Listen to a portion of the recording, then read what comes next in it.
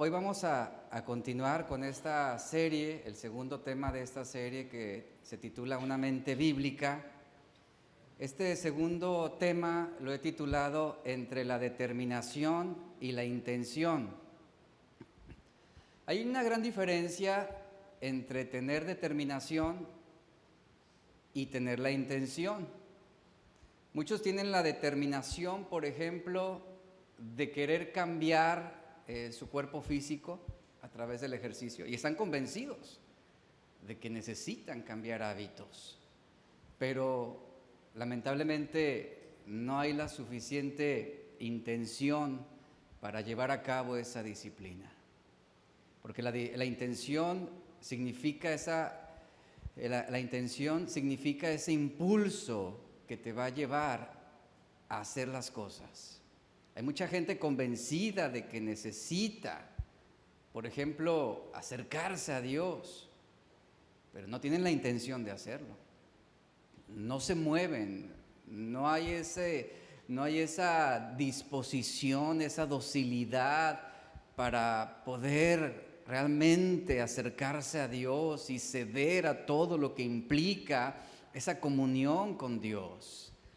Muchos tienen la determinación de tener a un Salvador, pero no la intención de querer tomar su cruz y seguirle cada día. Hay una diferencia entre esa determinación y esa intención, y es lo que hoy estaré hablando sobre la manera en cómo nuestra mente y nuestro corazón se relacionan en cuanto a las decisiones que tomamos cada día. En el libro de Jeremías, capítulo 4, verso 14, en este versículo se leen estas palabras muy importantes en esta parte del libro del profeta, y dice de la siguiente manera, léalo en la pantalla conmigo en su Biblia, dice: lava tu corazón de maldad, oh Jerusalén, para que seas salva. Y luego viene una pregunta, aquí está una pregunta muy importante. Y vea cuál es la confrontación que viene al pueblo de Judá. ¿Hasta cuándo permitirás en medio de ti los pensamientos de iniquidad?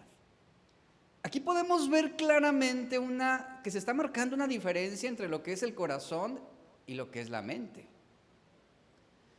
Y el contexto de este verso está remarcando la vulnerabilidad del pueblo de Judá ante el inminente avance del ejército babilónico. A la luz de esta inminente destrucción, en su misericordia, Dios hace un llamado al pueblo de Judá al arrepentimiento. Pero debía ser un arrepentimiento que no fuera solamente de palabra o de boca. Debía ser un arrepentimiento en el cual implicaba dos aspectos importantes. Número uno, que laven sus corazones de maldad para ser liberados. Y número dos, que no permitan los pensamientos de iniquidad para ser preservados. Dos aspectos importantes. Jeremías habla sobre la importancia de mantener el corazón alejado de toda contaminación visual, auditiva y mental. El corazón representa todo lo que somos. Eso es lo que representa el corazón, lo que somos. En cambio, los pensamientos, la mente, suministra al corazón deseos, intenciones y sentimientos que se albergan. Y este versículo está haciendo un énfasis en que no debemos permitir pensamientos de iniquidad, porque una vez que los dejamos llegar al corazón, le vamos a proporcionar motivos para ser engañados. El llamado, aquí claro, es examinar nuestros pensamientos y eliminar todos aquellos que nos alejen de Dios.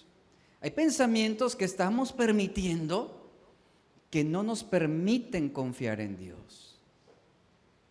Y de nada sirve lavar el corazón si seguimos permitiendo pensamientos de iniquidad.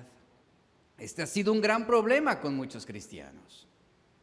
Han trabajado tanto su conducta, han dejado de hacer tantas cosas malas, por decirlo de alguna manera, pero reinciden y recaen en el mismo pecado. ¿Por qué motivo? Porque siguen permitiendo pensamientos de iniquidad. Y mientras no cuidemos lo que está entrando en nuestra mente, vamos a seguir cayendo una y otra vez. Los pensamientos inmundos son un guiso de malas intenciones en el corazón. Jeremías, de manera continua, advirtió al pueblo sobre las consecuencias de su pecado. El pueblo reconocía que habían pecado, se arrepentían, respondían al llamado del profeta. Sin embargo, a través de la historia vemos que no servía de mucho que reconocieran su maldad mientras siguieran estimulando sus pensamientos o su mente con pensamientos de iniquidad. Porque mientras ellos siguieran entregándose a malos pensamientos, hará difícil que puedan mantener un corazón puro. Hará difícil que puedan mantener un corazón que agrade a Dios. Normalmente decimos, oramos, Señor, dame un corazón limpio, dame un corazón puro delante de ti. ¿Pero qué implica? Lo que implica es lo que está diciendo Jeremías, que no permitas pensamientos de iniquidad. Eso es lo que implica el poder mantener un corazón limpio delante de Dios. Ahora, la Biblia, a lo largo de toda la Escritura, hace una diferencia entre lo que es la mente y el corazón. La palabra mente en el vocablo griego es el término dianoia, que significa pensamiento profundo, habla de la facultad de pensar, de razonar, elegir.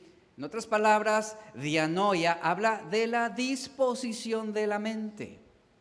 Esto implica la imaginación, y es la mente, a través de los pensamientos, de las ideas, de la imaginación, que suministra impulsos al corazón. El término corazón es el vocablo griego cardia, de ahí viene el término cardiología, que hace referencia al centro de una persona en cuanto a sus capacidades tanto físicas, emocionales o morales. El corazón suministra intención o vida a la voluntad o a una decisión. Así como biológicamente el corazón es un órgano que está bombeando la sangre a todo nuestro sistema para preservar la vida, metafóricamente el corazón también está bombeando las intenciones sobre los pensamientos que son suministrados por la mente para darle vitalidad a nuestras decisiones, tanto buenas como malas. Proverbios 4:23 nos dice, sobre toda cosa que guardes, dice, guarda tu corazón porque de él mana la vida. Un punto importante sobre esto es entender que nadie me puede hacer pecar. Nadie te obliga a pecar. Pecamos por cómo reaccionamos. Por ejemplo, ante una situación que consideramos injusta, ¿cuántas veces no hemos perdido los estribos? Perdemos el control y reaccionamos indebidamente, violentamente, ofendiendo y maltratando. O también ante otra situación donde recibimos alguna ofensa, nuestro espíritu se vuelve áspero y con facilidad podemos guardar resentimiento o amargura contra alguien. En otras palabras, con esa facilidad nos podemos volver amargos o resentidos. Y nadie nos obligó a ser resentidos, nadie nos obligó a ser amargados. Fue nuestra manera de reaccionar ante algo que nos ofendió. Y Proverbios nos está diciendo que para guardar nuestro corazón, ¿qué debemos hacer? Escucha. Para guardar tu corazón, primero debes alejarte de pensamientos que están incitándote a cosas malas. Debes alejarte de esos pensamientos que te incitan a la venganza, a la amargura, a la calumnia, al chisme. Debes apartar tu mente de esos pensamientos. ¿Por qué? Porque un pensamiento lo que hará es incitar una conducta, un mal pensamiento incitará una conducta pecaminosa. Y cuando permitimos que nuestra mente se llene de malos pensamientos, estamos sembrando semillas en el corazón que pronto se convertirán en árboles que serán difíciles de desarraigar. Y Proverbios es muy claro. En otra versión, este versículo dice: con toda diligencia guarda tu corazón. El término diligencia en esta versión habla de que es algo que debemos trabajar. Es algo que debemos hacer de manera continua. Tienes que trabajar en guardar tu corazón. Es decir, ¿qué implica guardar el corazón? Vuelvo a esto: alejarte de pensamientos que están incitando cosas malas aquí dentro. En otras palabras, guardar el corazón, porque muchas veces también oramos: Señor, ayúdame a guardar mi corazón. Y Dios te responde: es que no es cuestión de que yo te ayude, tú tienes que ser intencional en esto. Es una determinación en ti.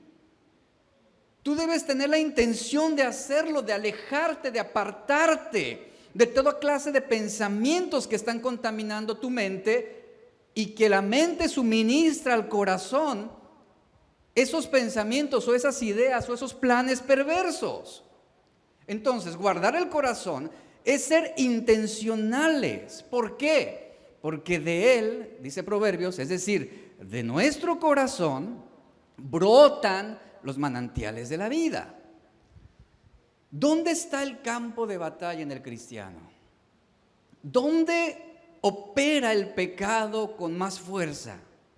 Escucha, nuestras batallas espirituales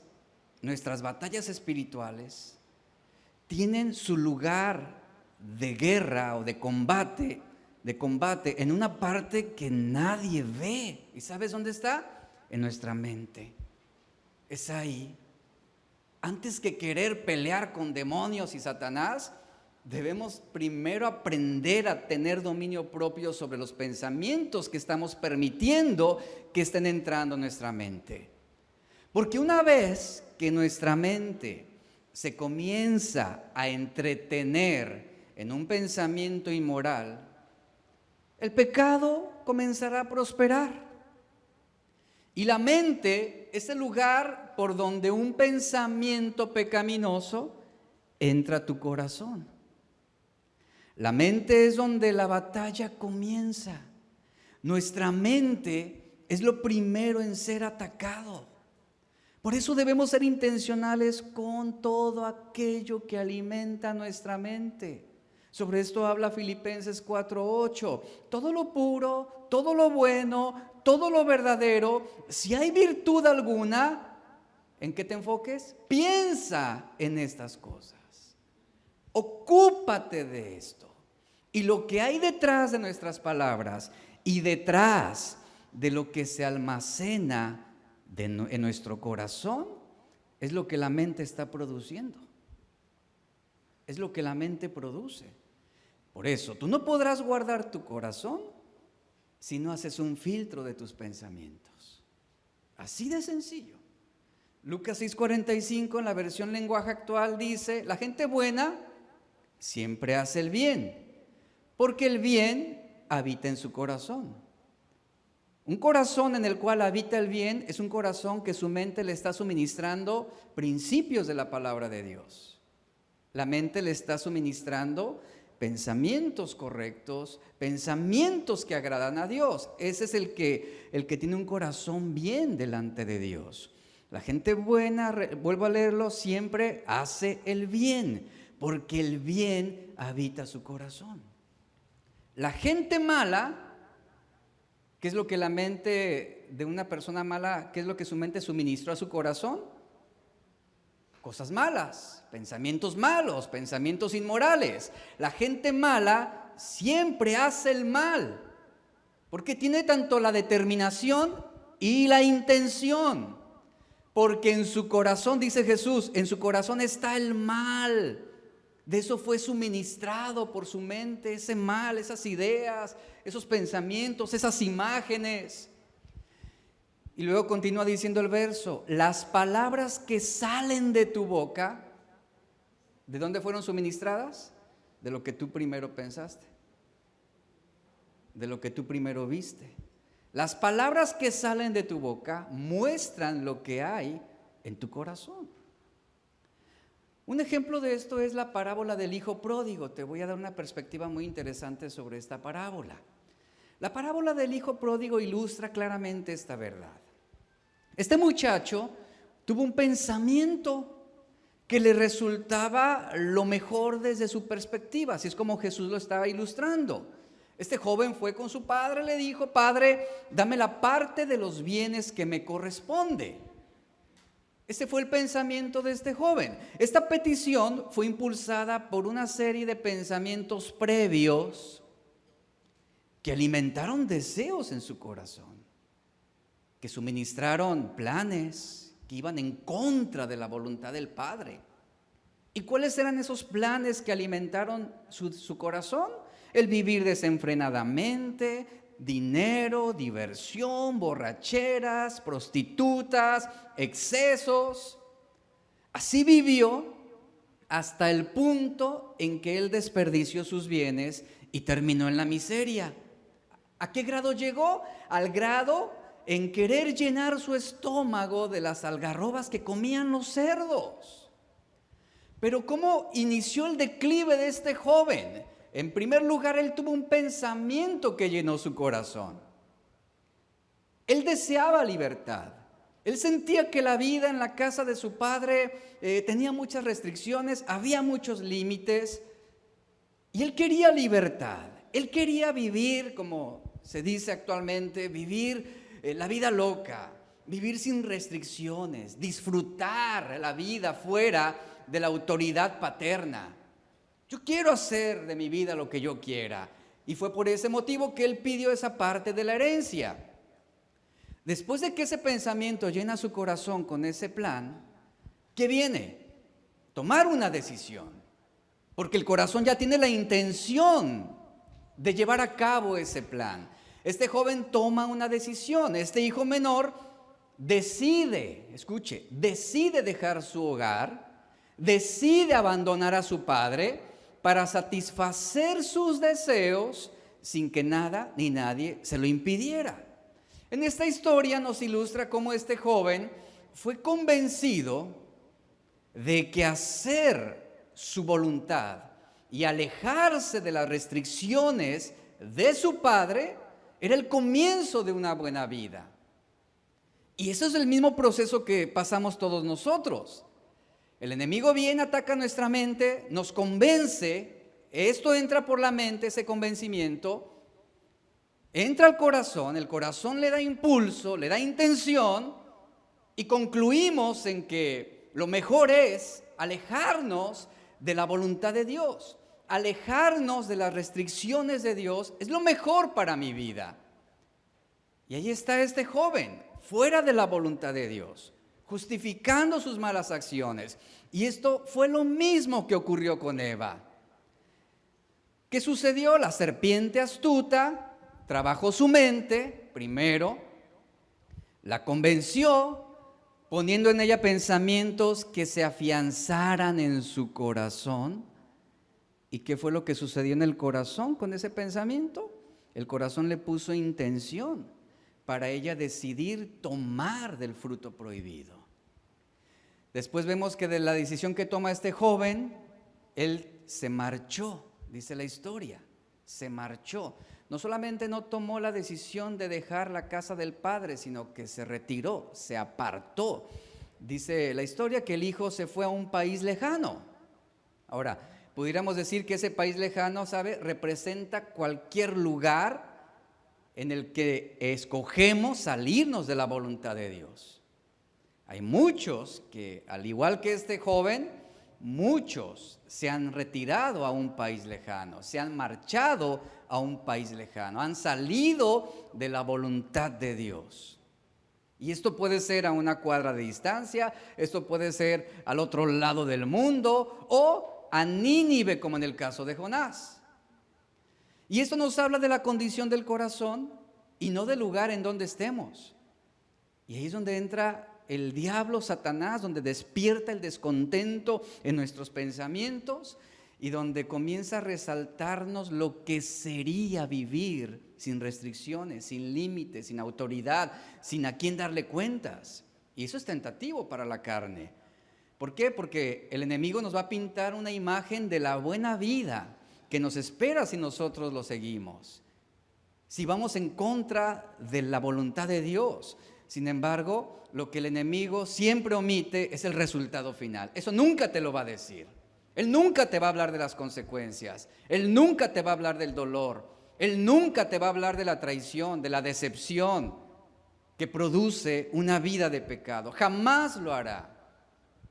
Y aquí es donde precisamente uno no ve lo que hay en los pensamientos de los demás. Nosotros no podemos conocer lo que está pensando otro. Tú no conoces lo que piensa tu esposo, lo que piensa tu esposa, pero Dios sí. Dios lo conoce. Dios le dijo a Samuel: no mires a su parecer, cuando estaban en busca de aquel rey de Israel. Y Samuel se dejó impresionar por los hermanos de David, que eran hombres de guerra, eran combatientes, eran fuertes. Y él se dejó impresionar. Pero Dios le dice a Samuel: no mires a su parecer ni a lo grande de su estatura, porque yo lo desecho. Porque Jehová no mira lo que mira el hombre, pues el hombre mira lo que está delante de sus ojos. Pero Jehová mira el corazón. Otra versión lo dice así, la Reina Valera contemporánea: los demás pueden considerarnos buenas personas porque no conocen nuestros pensamientos. Así dice esta versión. Te lo vuelvo a repetir: los demás pueden considerarnos buenas personas porque no conocen nuestros pensamientos más íntimos. No obstante, dice, para Dios no hay nada oculto y a Él no podemos engañarlo. Y note cómo la mente proporciona, obviamente estamos hablando de una mente que está infectada por el pecado, que es la que induce a lo malo. La mente proporciona todos los pensamientos. Aquí surgen, aquí se fabrican, aquí entran. La mente proporciona todos los pensamientos, mientras que el corazón, ¿qué hace? Almacenarlos, alojarlos e impulsarlos. El corazón alberga esos pensamientos. Y al ser albergados, al ser alojados, les permite contaminar todo el ser de una persona. Todo el ser, físicamente, emocionalmente, espiritualmente, mentalmente, todo su ser. Quiero que usted entienda esto: por la mente es que entran al corazón esos malos pensamientos. La mente se complace y el corazón los aloja para ponerle intención a una mala conducta. Así es como opera, implícitamente así funciona, o hay esa relación entre lo que es la mente y el corazón. Y con el dinero suficiente, hablando de este joven pródigo, con el dinero suficiente para satisfacer sus deseos, dice la historia, el joven se fue para disfrutar los placeres del pecado. Estaba convencido, ya tenía la determinación en su mente y la intención en su corazón para elaborar una conducta. Y se fue para disfrutar los placeres del pecado. Él estaba feliz, no tendría que rendirle cuentas a nadie en un país lejano, así que podía hacer lo que él quisiera. Pero ¿qué nos dice la Biblia? Que Dios lo ve todo y que un día Dios pedirá cuentas a todo ser humano, no solamente de lo que hizo, sino también de lo que su mente maquinó. También Dios juzgará nuestros pensamientos. Hebreos 9:27 nos dice: está establecido para los hombres que mueran una sola vez y después de esto vendrá el juicio. Es decir, rendiremos cuentas a Dios, no solamente de lo que hicimos, sino de lo que pensamos, de nuestras intenciones. Y este joven por sus pensamientos fue engañado, es lo que nos muestra esta historia. Por sus pensamientos fue engañado. ¿El engaño por dónde entró? Al igual que Eva, por la mente. Por un pensamiento, por una idea, por una posibilidad de vivir mejor. Ahora, si Satanás, escuchen esto por favor, el objetivo de Satanás era llegar ¿a dónde? Al corazón de Eva, al corazón de este joven. Obviamente el campo de batalla principal es la mente, es nuestra mente. Si Satanás tenía como objetivo llegar al corazón, ¿cómo lo haría? Primero debía engañar a Eva, en este caso. Primero debía atacar su mente, sembrar en ella un pensamiento que estimulara una ambición, una mejor posibilidad. Y es donde la serpiente le dice, no morirás, no morirás. Y es donde Eva comienza a razonar lo que para ella sería mejor. Y obviamente ella debía tomar una decisión. Y ahí es donde surge esta historia, donde la serpiente tiene esa conversación con Eva y le dice, ¿a poco Dios te dijo no comerás de ningún árbol del huerto? Y Eva comienza a razonar sobre los pensamientos que estaban entrando a su mente. Ahora, esta insinuación comienza a remover nuevos sentimientos o sentimientos desconocidos en Eva que la llevaron a alterar la verdad de Dios cuando ella dijo y le responde a la serpiente, Dios nos dijo, del fruto de los árboles del huerto podemos comer, pero del fruto del árbol en medio del huerto, dijo Dios, no comerán. Y la mujer añade algo y dice, no le tocarán para que no mueran. Ahí ya el pensamiento de Eva ya había tergiversado lo que Dios había dicho. Dios nunca dijo que no lo tocaran, pero fue algo que añadió Eva para que no mueran. Entonces, después de esto, obviamente ya la serpiente sabía que Eva, que ese pensamiento había quedado en su mente. La serpiente da el golpe fulminante al decirle, no morirán. Lo que en realidad está sucediendo es que Dios les está mintiendo, no quiere que coman del fruto porque entonces ustedes serán como Dios. Y la mujer razona este pensamiento, esta idea, ¿y qué creen? Su mente comienza a complacerse, a entretenerse con la posibilidad de vivir sin tener en cuenta a Dios. Y esto mismo sucedió con el pródigo. Su mente se entretuvo con la libertad de vivir fuera de la autoridad del Padre y vivir sin dar cuentas a nadie de su desenfreno. ¿Y cuál fue la consecuencia? Pues que fue engañado. Fue engañado. Y una vez que los malos pensamientos fueron almacenados en el corazón, tanto de Eva como del hijo pródigo, cedieron con facilidad ante las mentiras de Satanás, sin considerar las consecuencias que recibirían. El pródigo, ¿qué hizo? Malgastó todo su dinero, dice la historia Lucas 15:13, malgastó todo su dinero viviendo perdidamente. ¿Y cómo vivió? Eso no se lo dijo Satanás. ¿Cómo vivió? Vivió errante. Satanás no le dijo a Eva, serás expulsada del paraíso si desobedeces a Dios. Eso se lo omitió. Le omitió las consecuencias.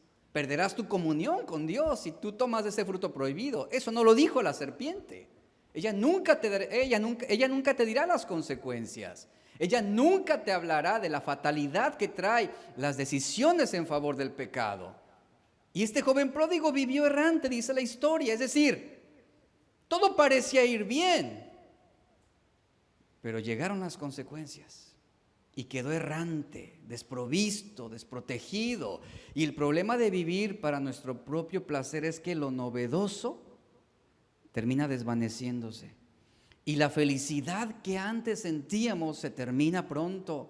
Y nos damos cuenta de que la satisfacción que produce el pecado es temporal y amarga. En un intento por recuperar el placer, Puede que vayamos errantes de una experiencia a otra. Hay hombres que van de mujer en mujer, en mujer, en mujer, queriendo precisamente recuperar ese placer. Pero va a llegar un momento en que las consecuencias los alcanzarán. Y al final de una vida desenfrenada, al final del camino, al final de una enfermedad ya terminal, se descubre que no hay placer duradero en el pecado, que no hay verdadera felicidad. Y al final este joven pródigo se encontró en necesidad. El joven pronto se dio cuenta de que no solo menguaba su satisfacción, sino que también sus recursos materiales, y por seguir sus pensamientos y sus deseos, se quedó en bancarrota, se quedó sin amigos, y para empeorar el asunto, dice la historia, dice la parábola, una hambruna llegó a esa región y vivió ahora sí que en desgracia. ¿Sabe? Satanás, repito, nunca va a revelar las consecuencias de las malas decisiones que tomamos a favor de él.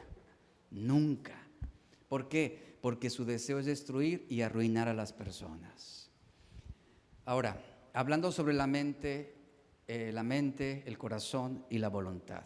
Yo quiero hablarte de esto y voy a ilustrarte el proceso entre la mente, el corazón y nuestra voluntad.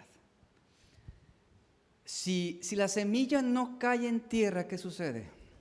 Muere.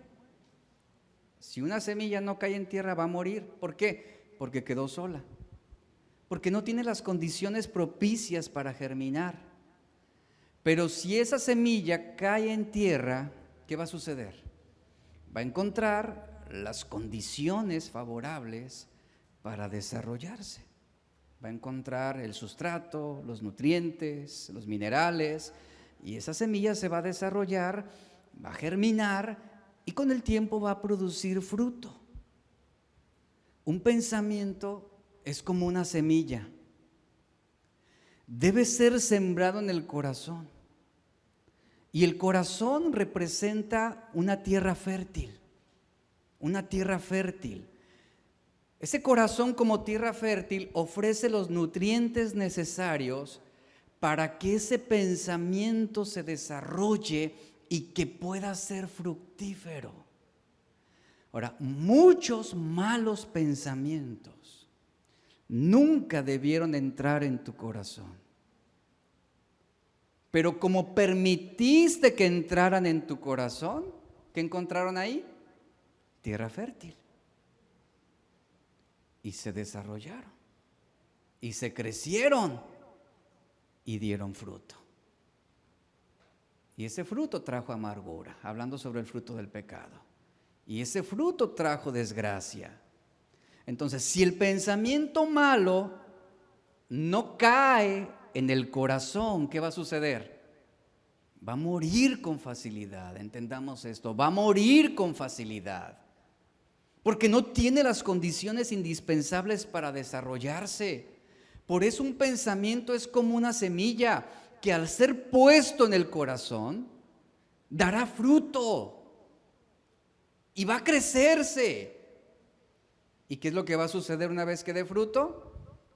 Va a inducir la voluntad a tomar una decisión a favor de ese pensamiento inicuo. Eso es lo que sucede. Salomón lo dijo claramente, sobre toda cosa que guardes, ahí está insistiendo, guarda tu corazón porque de él mana la vida. Esta expresión de mana la vida habla de algo fértil, algo que fructifica, algo que prospera. Y así como la tierra fértil propicia la vida de la semilla, lo mismo es el corazón. Lo mismo es el corazón, dará vida a todo pensamiento, ya sea bueno o malo. Porque toda semilla va a prosperar en una tierra fértil. Y así también prosperará todo pensamiento que sea almacenado en el corazón para bien o para mal. En Lucas 6:45, vuelvo a leer esta cita, Jesús lo dijo, el hombre bueno del buen tesoro de su corazón saca lo bueno y el hombre malo del mal tesoro de su corazón saca lo malo, porque de la abundancia del corazón hablará la boca, así lo dice la Reina Valera. En Mateo capítulo 15, verso 18 al 20, ahí va a aparecer en la pantalla, vea lo que dice. Pero lo que sale de la boca, ¿de dónde sale? De la intención del corazón, de lo que está almacenado en el corazón. Y esto es lo que contamina al hombre. Ahora, lo que del corazón sale, ¿cómo entró? Aquí está reiterando que del corazón sale ya un plan, del corazón sale ya una intención de hacer algo indebido, del corazón sale esa inclinación, por ejemplo, hacia la inmoralidad. Pero, ¿cómo entró? A través de un pensamiento. La mente suministró al corazón precisamente esas intenciones, esos planes, esas maquinaciones. Eso es lo que Jesús está diciendo. Lo que sale de la boca, obviamente salió del corazón. Pero ¿quién suministra el corazón? Lo que permitimos que entre a través de nuestros pensamientos, de nuestra mente. Luego dice el verso 19, porque del corazón, y note lo que reitera Jesús, ¿del corazón qué? Salen. Es decir, aquí ya se elaboró el plan, en el corazón se elaboró ya la intención, del corazón salen los malos pensamientos. ¿Sabe a qué se refiere esto, los malos pensamientos? El pensamiento con intención de pecar. Ahí está el corazón agregando eso, la intención. ¿Y qué salen de ahí? Los malos pensamientos, como son los homicidios, los adulterios, las fornicaciones, los hurtos, los falsos testimonios, las blasfemias. Estas cosas son las que contaminan al hombre. ¿Qué es lo que contamina al hombre? Lo que entra en él por la mente. Hay algo que debemos entender muy claro. Satanás no tiene alcance para llegar a nuestro corazón,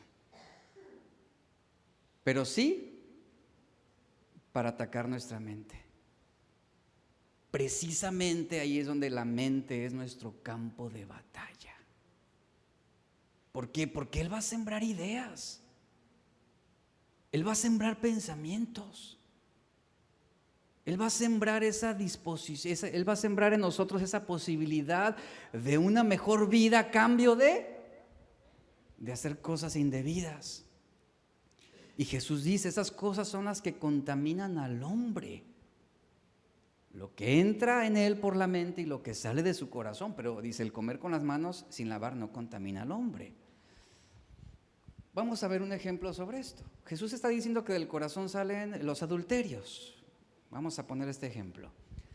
Si un pensamiento de adulterio encuentra en el corazón tierra fértil para desarrollarse y da fruto a través de las manos, a través de la boca, a través de nuestras palabras, a través de nuestros ojos, es decir, de nuestro miembro físico, es que ese pensamiento de adulterio va a encontrar una expresión física a través de nuestros miembros, de nuestro cuerpo. Pero ¿por qué se creció tanto ese pensamiento? Porque prosperó en tierra fértil, se le permitió llegar al corazón y por eso dio fruto.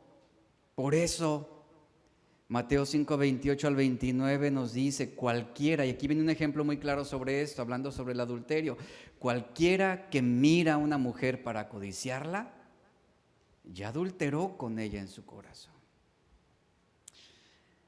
Aquí Jesús va todavía más allá del pensamiento, Él va hacia lo que nuestros ojos miran, hacia el sentido de la vista.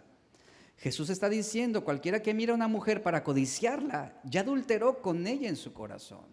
Fíjese, a través del pensamiento se codició una mujer. Entró esa idea, esa posibilidad, pero se permitió que ese pensamiento de adulterio entrara, llegara hasta el corazón. Y estando almacenado, ¿qué sucedió? Se desarrolló y se cometió el acto de adulterio. Fue más allá. Hablando sobre lo que Jesús dice, cualquiera que mira a una mujer, O sea que en este caso el pecado entra también, el pecado, la vista, el sentido de la vista, lo que hace es inducir también a la mente sobre lo que observa, ¿no? Son atraídos nuestros pensamientos a través de lo que vemos. Usted puede ver publicidad, con facilidad usted puede ver una publicidad sobre un pastel, sobre una hamburguesa o sobre comida muy deliciosa, y usted con solo ver, su pensamiento es estimulado a querer comprarlo, a querer ir ahí, querer conocer aquel lugar por lo que usted vio. Y el movimiento ocular, y eso está demostrado, el movimiento ocular puede influenciar las funciones de la mente. ¿Por qué? Porque somos atraídos por estímulos visuales. Primero se mira, luego se evalúa. ¿Dónde se evalúa? En la mente. Y después se rechaza o se codicia. ¿Dónde? En el corazón. Se rechaza o se codicia. Entonces, el sentido de la vista fue un don de Dios. Pero si ese sentido es usado para el mal, estimulará pensamientos pecaminosos. Es lo que Jesús está hablando. Quien codicia a una mujer ajena, ¿cómo lo hace? Lo hace primero con la mirada. Primero lo hace con la mirada, y esa mirada se convierte en un pensamiento y comienza la mente a estimularse de malos pensamientos que se entretienen en una aventura sexual con una mujer que no es su esposa. Y ahí se comete el pecado de adulterio. Es sobre lo que Jesús está hablando. La semana pasada me hicieron un comentario sobre un caso, me hablaron sobre un caso que yo tengo presente precisamente. Estuve al tanto de lo que sucedió sobre un hombre llamado Jeffrey Epstein. No sé si alguno ha escuchado sobre él. Jeffrey Epstein, él fue un magnate que en el año 2008 fue acusado de ejercer una cadena de prostitución de menores en una escala de gran nivel. Fue hallado muerto en agosto del 2019 en su celda en una prisión de alta seguridad. Recientemente, hace unos días, se revelaron documentos oficiales por una jueza en los que aparecen citadas víctimas de las agresiones sexuales. Pero también en esa lista aparecen personas que interactuaron con el pedófilo o con su organización. También aparece lista de testigos potenciales, de amigos, de clientes, de socios financieros. O sea, es un escándalo el que esa información saliera a la luz. Y en este caso se vieron involucrados políticos, magistrados, cantantes, deportistas, presidentes de naciones, príncipes de Inglaterra, de Medio Oriente, gobernantes, artistas, científicos. Y hay muchos nombres ahí que usted va a conocer. Y hace algunos días que se hicieron públicos esos documentos importantes, entre ellos, en esa lista, cuando se dan a conocer la lista con los nombres de personas vinculadas en el caso, hay un dicho que dice: dime con quién te juntas y te diré quién eres. Llamó mucho mi atención que en esa lista aparece un nombre muy particular, y es el nombre de Stephen Hawking. Usted lo conoce, este científico parapléjico, considerado una de las mentes más brillantes en esta época, en este siglo. Este hombre, el nombre de Stephen Hawking aparece en los documentos desclasificados asociados en el caso de Jeffrey Epstein. Ahora, ¿por qué llama mi atención precisamente el nombre de este científico? Stephen Hawking fue un considerado y destacado astrofísico, repito, considerado una mente brillante de esta época. Él murió en el 2018 a los 76 años. Él padecía de una esclerosis lateral, dice, amiotrófica desde los 20 años. Su enfermedad lo llevó por un proceso degenerativo, causando inmovilidad de sus extremidades, lo que lo llevó a depender de una silla de ruedas. Después esa parálisis se extendió a casi todo su cuerpo En 1985 contrajo una neumonía que obligó a los médicos a practicarle una traqueotomía, lo que lo hizo perder totalmente la capacidad de hablar. A partir de entonces, él solo podía comunicarse mediante una computadora conectado a su silla. A mí me tocó ver cómo él hablaba, estaba inmóvil con su cabeza de un costado y hablaba a través de esa computadora. Y como un hombre parapléjico, y aquí viene el punto, o sea, como un hombre parapléjico, que solamente movía sus ojos, sus párpados y sus pestañas, era todo la movilidad que tenía en su cuerpo físico. La pregunta es, ¿cómo un hombre parapléjico podía excitarse sexualmente con los servicios de prostitutas infantiles? ¿Sabe? La respuesta es por su mente. Era así como él encontraba esa excitación, a través de lo que sus ojos le permitían ver, porque era lo único que él tenía movilidad. Su mente se mantenía excitada ante semejantes orgías. Él no necesitaba un miembro sexual para complacerse. Él miraba a una mujer, la codiciaba sexualmente, ¿y dónde fornicaba con ella? En su mente, una y otra y otra y otra vez. Y estamos hablando de un grado de prostitución infantil. ¿Se da cuenta cómo el pecado en muchos casos no requiere, como Jesús lo dice, de un cuerpo físico, de un acto sexual para realmente considerarlo pecado? Aquí es donde Jesús dice, cualquiera que mira a una mujer para codiciarla y adulteró con ella en su corazón. Proverbios 27:20 nos dice, el Seol y el Abadón, esto refiriéndose a la tumba, a la muerte, dice, nunca se sacian. Tampoco se sacian los ojos del hombre. La tentación entra ¿por dónde? A través de lo que miramos, por los ojos. Una vez que entra, una vez que lo aprobamos, se hace una determinación en la mente, se genera ese pensamiento y con el corazón se genera la intención de hacerlo.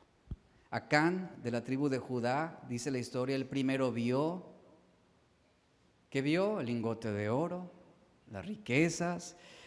Primero vio, después codició con su mente y finalmente tomó un lingote de oro, un manto babilónico y 200 monedas de plata. Y fue juzgado por su pecado.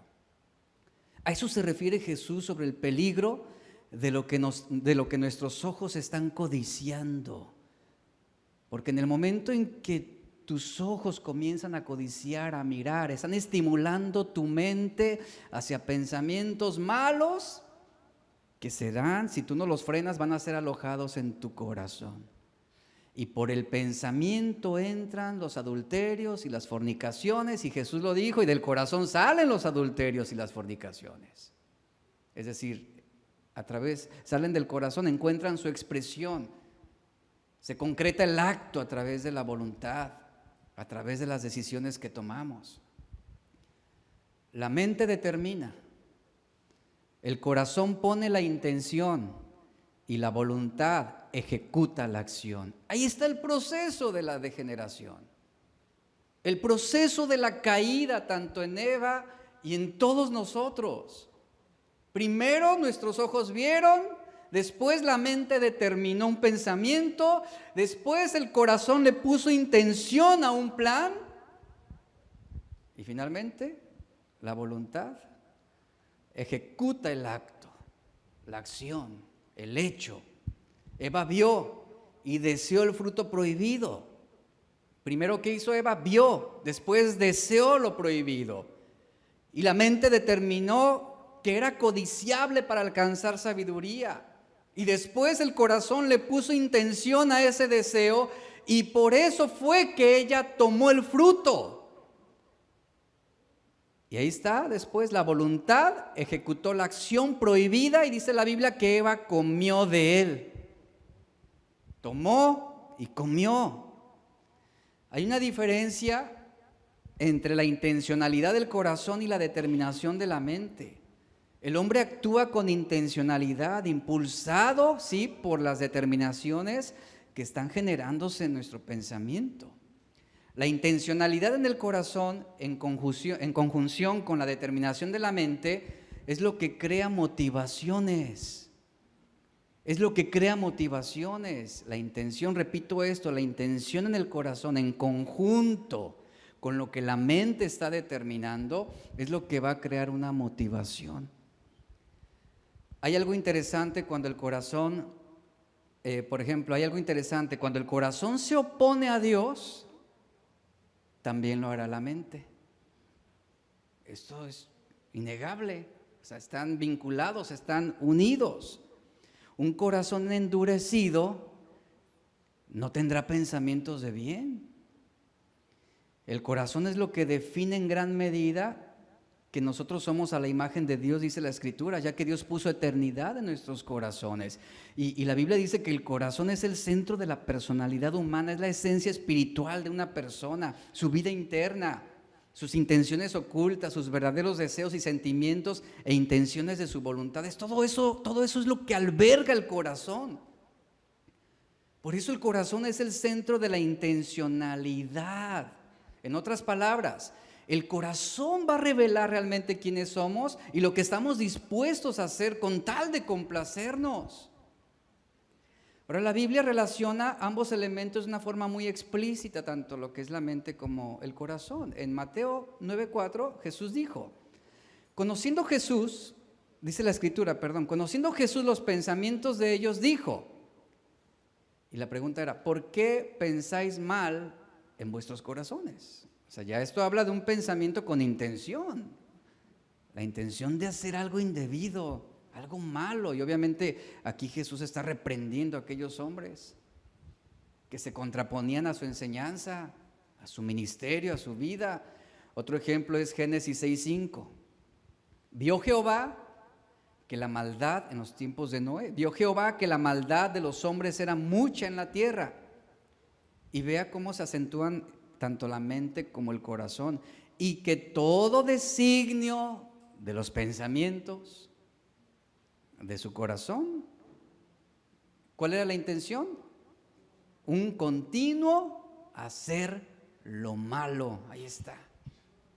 Pablo escribió, Romanos 1:21 al 22, habiendo conocido a Dios, no le glorificaron como a Dios. Fíjate, con la mente lo conocieron, pero con el corazón lo rechazaron. Hablaba de corazones endurecidos. O sea, tuvieron la información suficiente sobre quién es Dios, pero finalmente en su corazón determinaron no amarlo.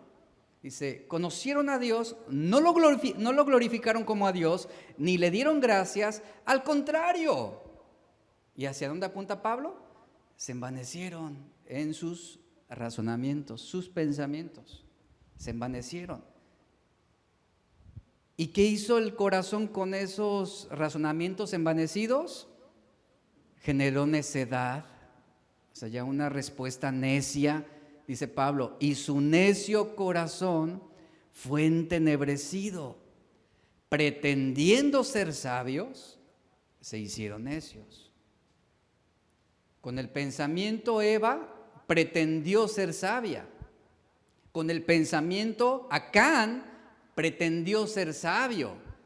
Con el pensamiento el hijo pródigo pretendió ser sabio, pero en su corazón estaban siendo necios. El hombre fue creado con la capacidad de intención, es decir, de corazón y determinación, hablando sobre la mente. No sucede una sin la otra, no podemos separarlos, no pueden coexistir uno sin el otro, no pueden. Y a causa del pecado, dice la Biblia, el corazón se ha convertido en un almacén de maldad. Marcos escribió, Marcos 7, 21 al 23, porque de dentro del corazón de los hombres salen los malos pensamientos, los adulterios, las fornicaciones, los homicidios, los hurtos, las avaricias, las maldades, el engaño, la lujuria, la envidia, la calumnia, el orgullo, la insensatez. Todas estas maldades salen del corazón y contaminan al hombre. Y reitero nuevamente lo que dice Marcos, salen, pero se les permitió entrar. Se les permitió entrar. ¿A través de qué? De los pensamientos, de la mente. Entonces la mente genera pensamientos, el corazón los almacena, los moldea, les da la forma deseada y de esta forma salen a inducir la voluntad. De esta forma ya justifican, por ejemplo, una acción adúltera, una acción avariciosa, una acción de engaño. La mente fabrica todo el tiempo pensamientos, todo el tiempo. Y obviamente nuestra mente está más inclinada a fabricar pensamientos que nos quieren alejar de Dios, porque ahí está la lucha. Satanás no descansa, él no reposa. La mente fabrica todo tipo de pensamientos, tanto buenos como malos. Pero ¿de qué dependen que sean buenos o malos? Precisamente de lo que la estamos alimentando a través de nuestros sentidos. Como dice Pablo, ¿cómo fue que la mentira de la serpiente entró en el corazón de Eva? A través de un pensamiento sembrado en su mente. Pablo dice, sus sentidos fueron corrompidos por la posibilidad de comer el fruto prohibido y adquirir la capacidad de ser como Dios y no morir. El engaño no entró primero al corazón, sino en la mente. Eva pensó, razonó, eligió y actuó. Ahí está el proceso. Esto es lo mismo de lo que sucede con nosotros. Por eso, cuando repentinamente nos vemos en una situación desagradable y vergonzosa, decimos, es que no sé cómo pasó esto. Es que no me explico cómo llegué hasta este punto. ¿Te lo digo? Primero lo pensaste. Lo razonaste, lo elegiste y actuaste. Así fue como pasó. Así fue como sucedió. Ese es el procedimiento. Porque nadie nos forza, nadie nos obliga a pecar. Nadie puede obligarte a ir en contra de los principios de Dios. Y para estimular una intención, Satanás primero debe atraernos a través de nuestros sentidos, de lo que vemos, lo que oímos, lo que sentimos. Miren, el cerebro entiende lo visual claramente, fuimos seres perfectos. Y nuestro cerebro tiene la capacidad de entender lo visual, lo que nuestros ojos atraen, lo que nuestros ojos almacenan. Existen cerca de 1 millón, escuche, de 1 millón de obras nerviosas que unen el ojo con el cerebro. Escuche, 1 millón. 1 millón, vamos a ponerlo, de vías nerviosas que unen el ojo con el cerebro. Y más de 20 millones de neuronas que procesan la información visual a una velocidad rapidísima. Cuando Eva vio el fruto prohibido, ella lo codició a través del pensamiento ya sembrado por la serpiente. El cerebro humano puede procesar imágenes enteras que el ojo ve tan solo en 13 milésimas de segundos. Un parpadeo en una imagen pornográfica, ¿qué hará tu cerebro? Procesará imágenes completas, cuadros completos de esa escena. Es lo que sucede. O sea, lo que tu ojo ve en tan solo 13 milésimas de segundo, tu cerebro lo procesa en imágenes completas, desarrolladas. El 90% de la información que procesa el cerebro es visual. Eva vio, a cambio, entra por lo que vemos. De ahí que somos capaces de recordar el 80% de las imágenes. y únicamente el 20% de lo que leemos es lo que recordamos y solamente el 10% de lo que oímos. Así es como funciona el cerebro. Nuestro cerebro procesa la imagen, esa imagen de 13 milésimas de segundo, el cerebro la procesa 60,000 veces más rápida que un texto que leemos, un versículo, una frase. Por eso la mercadotecnia sabe todas estas cosas. La adquisición de un producto, de una marca o de mercancía, ¿cómo inicia? Con una imagen, publicidad, un video. Si algo atrae nuestra atención visualmente, aunque sea un producto de mala calidad y no cumpla con nuestras expectativas de uso, ¿sabe qué va a suceder? Vamos a ser impulsados a querer obtenerlo. Vamos a ser movidos por la intención de quererlo. Eva con el pensamiento dudó de la bondad de Dios, pero con el ojo fue atraída a la codicia. Fue atraída a la codicia. Génesis 3:6 dice, vio que el árbol era bueno para comer, que era agradable a los ojos, que era deseable para alcanzar sabiduría. Lo que estuvo detrás de la codicia de Eva, ¿qué fue? El descontento con lo que Dios había provisto. Eva vio, Eva codició y Eva se complació en ese estado de placer de lo que fueron atraídos sus ojos. Ella razonó la idea de ser como Dios. Ella procesó esa información, ella vio viable el alcanzar la sabiduría, fue por eso que hubo una intención, tomó, comió y dio. Y lo que sus ojos vieron causó un pensamiento de placer en su mente. Hasta ese momento, en el Edén, Dios era quien determinaba si algo era bueno o era malo. Cuando Eva vio, codició y ese pensamiento se almacenó en su corazón, moviendo sentimientos que la harían decidir por ella misma lo que es bueno, fue ahí donde ella determinó en su corazón apartarse de Dios, apartarse de la voluntad de Dios. Su corazón se dispuso a tomar una decisión. Entonces, ¿quién fabrica los pensamientos? La mente. ¿Quién le da intención a esos pensamientos? El corazón. La mente razona y el corazón dispone. Así es. Y la voluntad actúa. Para terminar, quiero hablarle brevemente sobre dos reyes. Bueno, un rey, el rey Roboam y Esdras.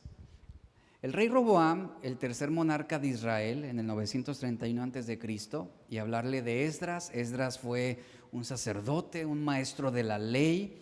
Estos dos ejemplos, Roboam y Esdras, nos ofrecen ese contraste sobre lo que estamos viendo hoy. La Biblia nos dice que Esdras volvió del exilio babilónico para guiar al remanente judío a Jerusalén, mientras ellos se esforzaban por restaurar la ciudad.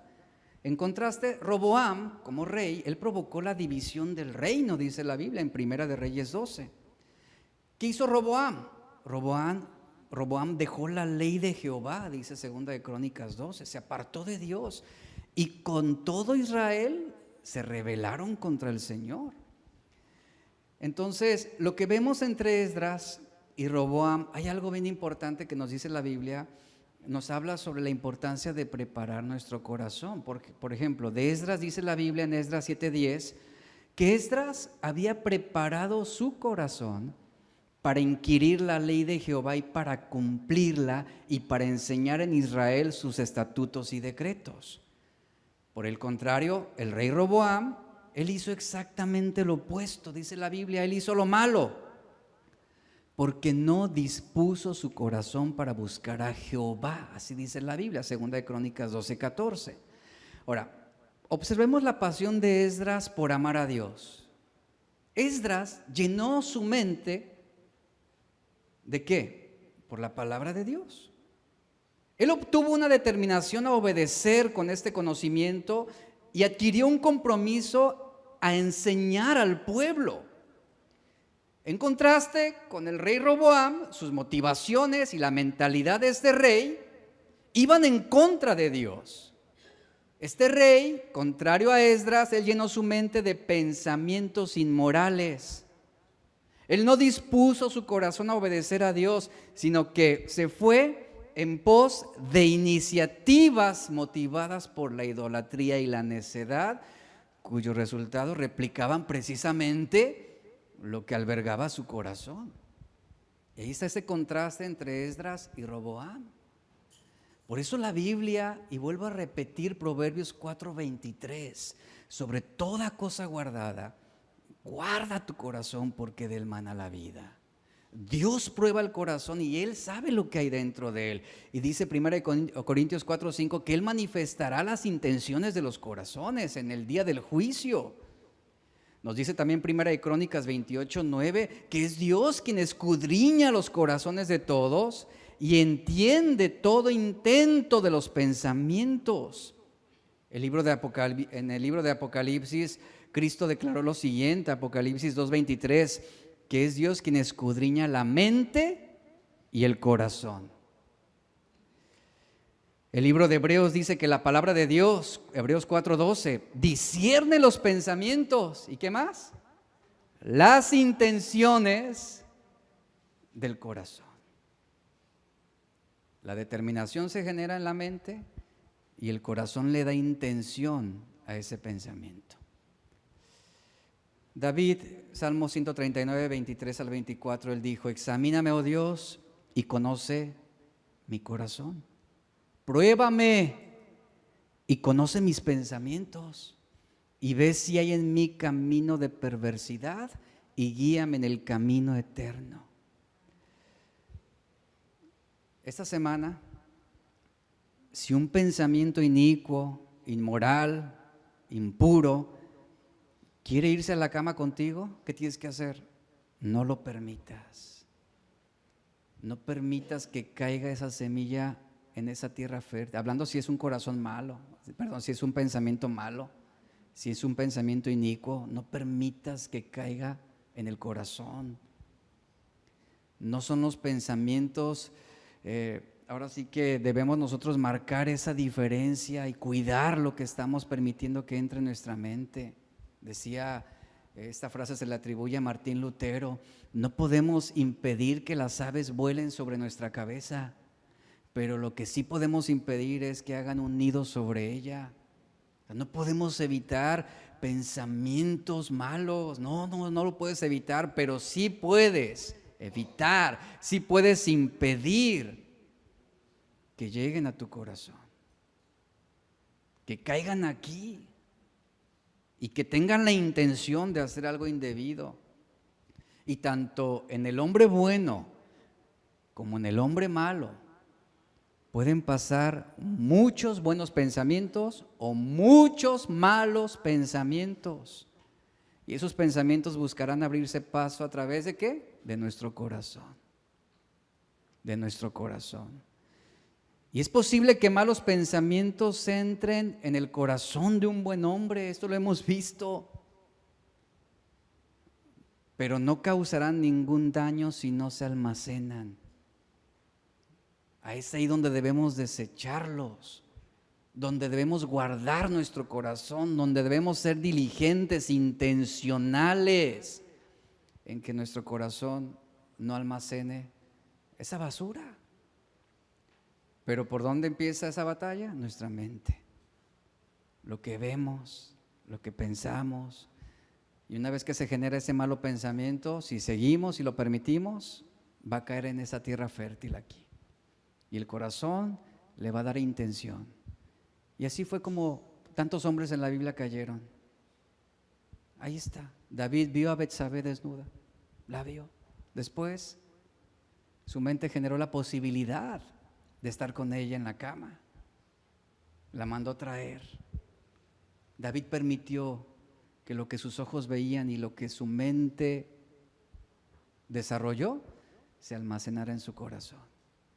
Y adulteró con ella. Y tuvo consecuencias trágicas. Póngase de pie, por favor. Señor, te damos gracias.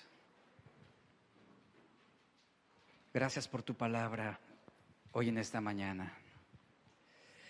Y hoy hemos sido confrontados de una manera especial, de una manera en la que nadie más puede confrontarnos, en la que nadie más puede juzgarnos o señalarnos, que es aquello que está generándose en nuestra mente y que estamos permitiendo que llegue al corazón.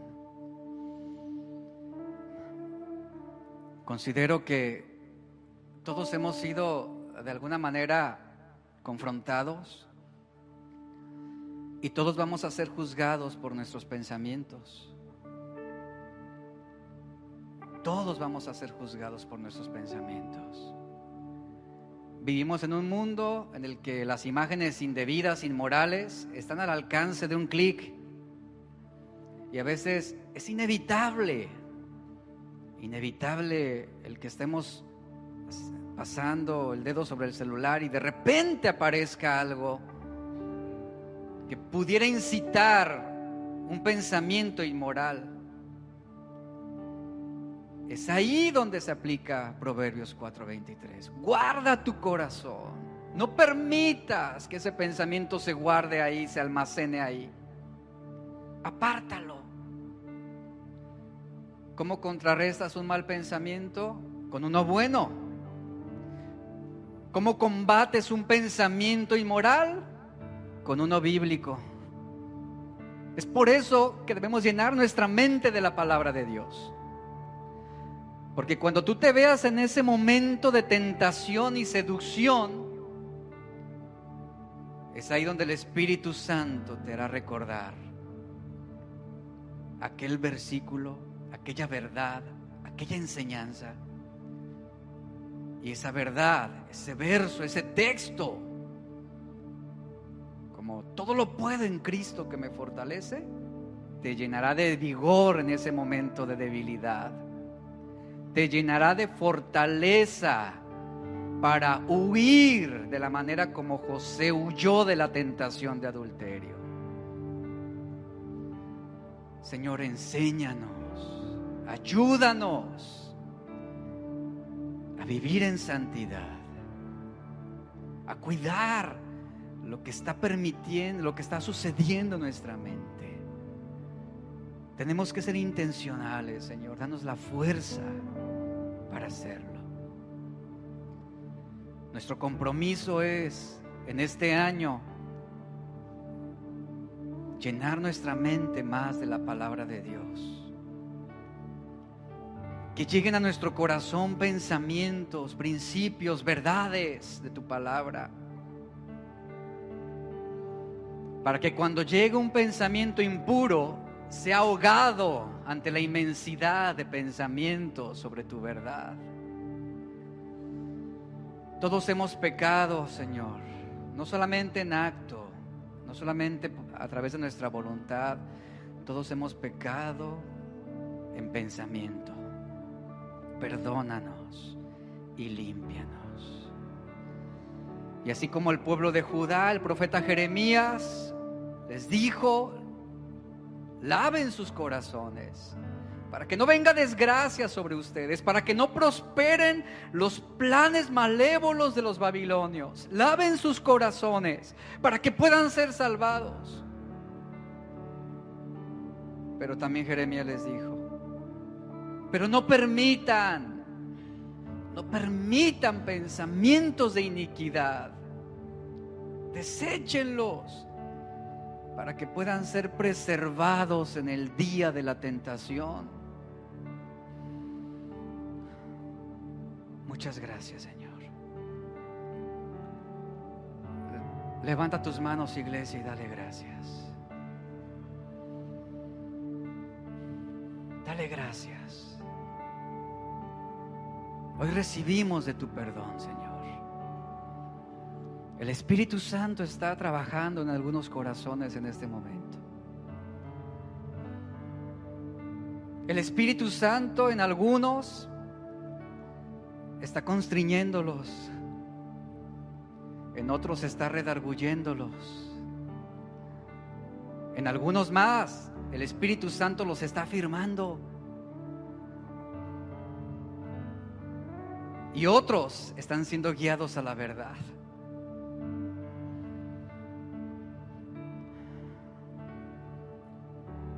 Trabaja en nosotros, Señor. trabaja en nosotros. Examínanos, examínanos, examina nuestro corazón.